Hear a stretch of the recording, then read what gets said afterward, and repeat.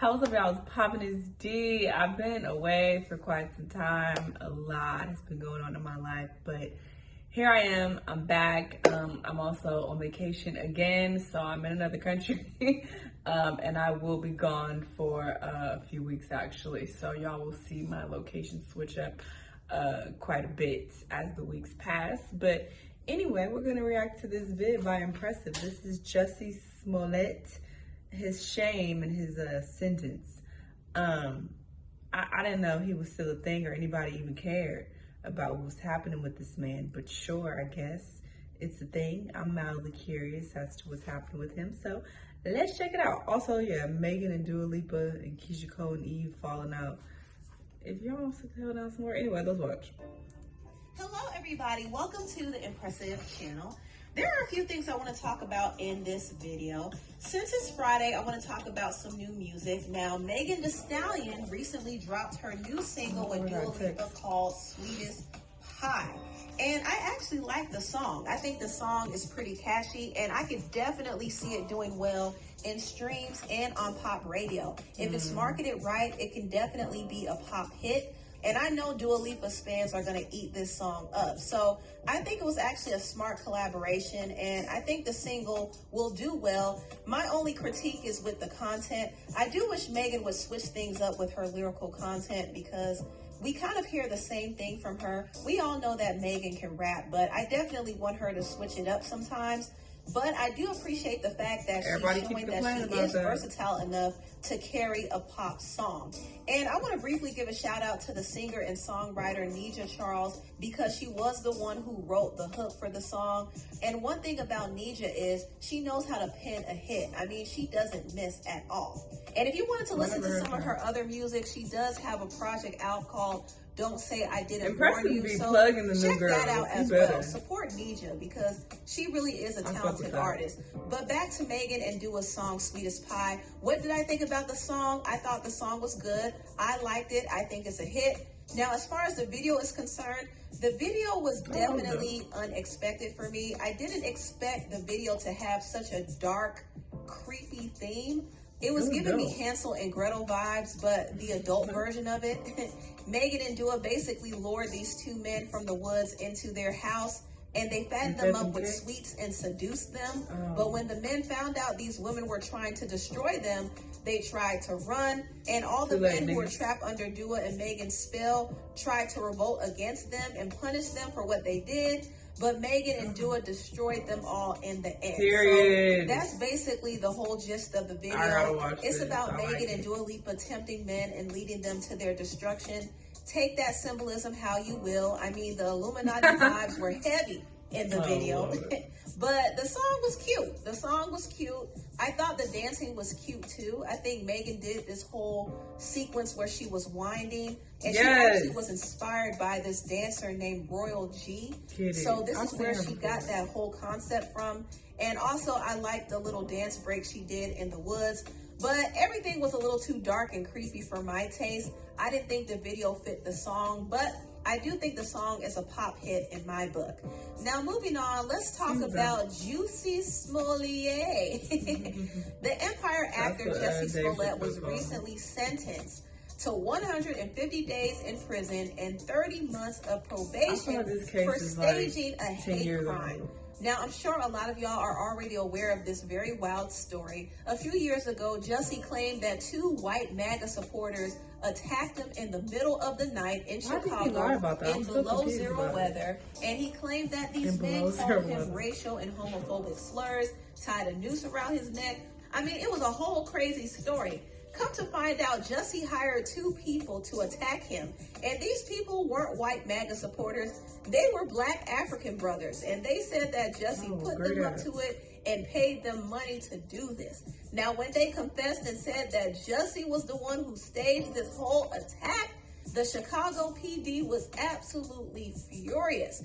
Now, Jussie almost got away with this. In fact, the state attorney, Kim Foxx, had his record cleared. However, the Chicago PD brought this case back up because they weren't satisfied with the fact that Jussie played them. They said, nah, you are going to be punished for making us look like a fool in front of the whole country. So they opened the trial again, and Jussie was found guilty on 5 out of 6 counts of disorderly conduct. And now Jussie is facing 5 months in jail. And he's going to be doing 30 months probation. I mean, the man is doing time over something that could have honestly been avoided. I mean, really.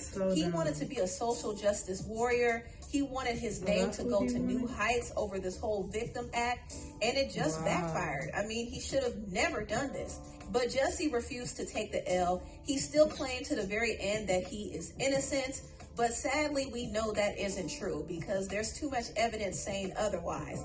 But if Jussie admitted that he lied, honestly, I would have forgiven him. I think Jussie would have been able to redeem himself because if he admitted that I would have forgiven him. Girl, he don't care. Tour and explained why he did what he did. He could have came out with a book. He could have done a whole Netflix documentary. He could have even claimed that he was suffering from mental illness. I mean, we all would have understood and we still would have given him a pass. I know I would. But Jussie refused to let it go. And that's why things ended up the way it did for him. Now, I will say the thing that disturbed me a lot about this sentencing is what Jussie said at the end. He kept saying over and over that he's not suicidal. I can't say the word because YouTube is sensitive, but he kept saying that over and over. And he said that if something happens to him in prison, he's not the one who did it to himself. And I thought this was a little unsettling because it's clear that he's a little unhinged. And it seems like he would actually harm himself, but he wants people to believe ahead of time that somebody else is going to harm him. So I was a little unsettled when I heard him say that. I hope that he is being monitored, and I hope that he's being put in protective custody. What's his sister's name? I don't want him to harm himself. I don't want him to be around other people who would harm him. So I hope he's being protected in a way because a part of me still has some concern for Jussie. I know he's a liar. I know he's a scammer. I know he's a clout-chasing buffoon. I know he's a little crazy, but a part of me feels bad for him as well. So I hope he's being watched over because I don't want anything bad to happen to him for real. Now, moving on, I want to talk about Keyshia Cole. Recently on Keyshia's episode of Uncensored, she talked about why her friendship with the rapper Eve ended, and she gave a very interesting explanation. Listen to this. It took a long time to learn to not put my hands on people. You know what I'm saying? It was a thing that happened with Eve that, you know, we were walking out and somebody grabbed her bag or something like that. And, you know, I just kind of turned around and slapped the girl. You know, it's like, girl, what are you doing? You know what I'm saying? Like, period. Like, back up, you know? And Eve was really pissed off about that. Like, we stopped hanging out. Like, she was like, I can't hang with Keyshia. Like, she can't be slapping people. I was like, wait, I'll slap somebody for you. What the is this? But then it taught me a lot, too, later, too, because, you know, even being who I am today, because she gets sued, too. You know what I'm saying? Me being a part of her crew, walking out the club, but I just, you know, I should have left that to security. Somebody gets paid for that. You know what I mean? Now, when I heard this, I thought it was pretty funny because I could totally picture something like this happening. Keyshia was a little rough around the edges back in the earlier days, so it doesn't surprise me that she was slapping people and fighting. But I can honestly understand why Eve was mad at her and grew distant from her. I mean, it's obvious that she wasn't trying to catch a lawsuit over Keyshia. But also, Eve was at a place in her life where she started to be more mindful of the company she kept.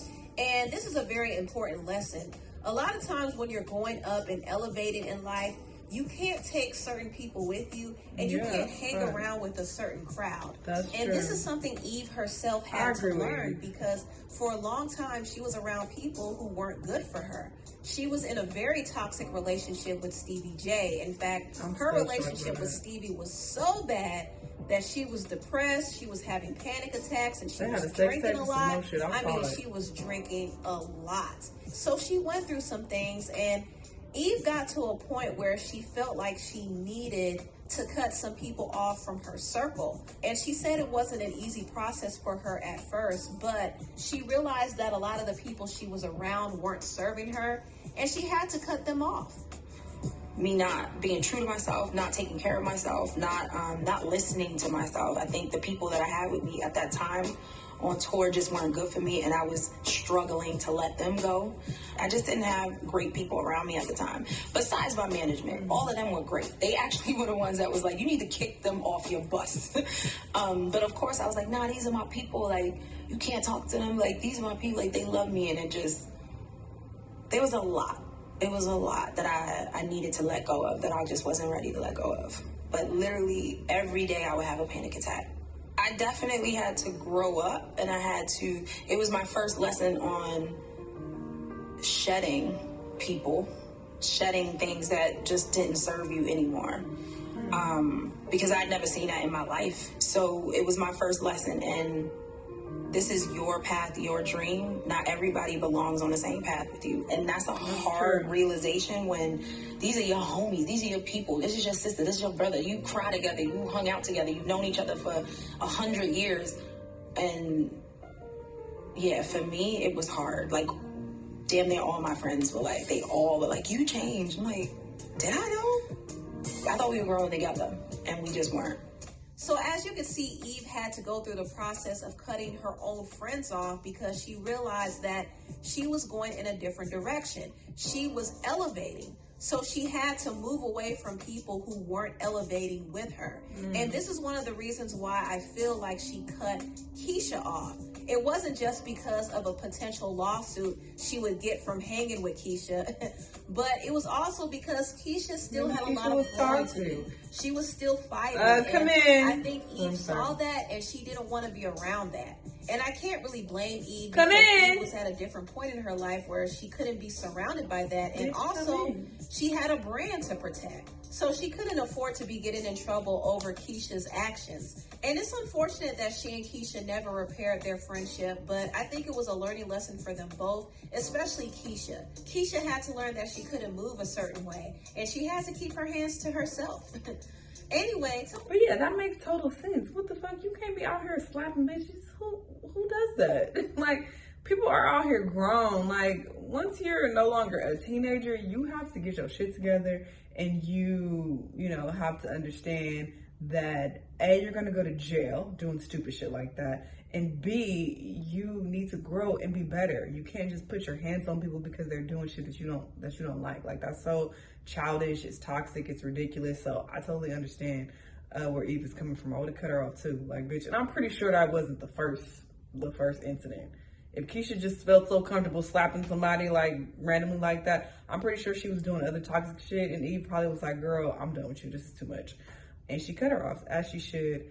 The Megan and Dua song, I have not heard that yet, but I'm gonna check it out. I'm not into pop, but I wanna see what it sounded like. I also wanna see the video. I'm hoping somebody requested on my Patreon, actually, so I can watch it over there.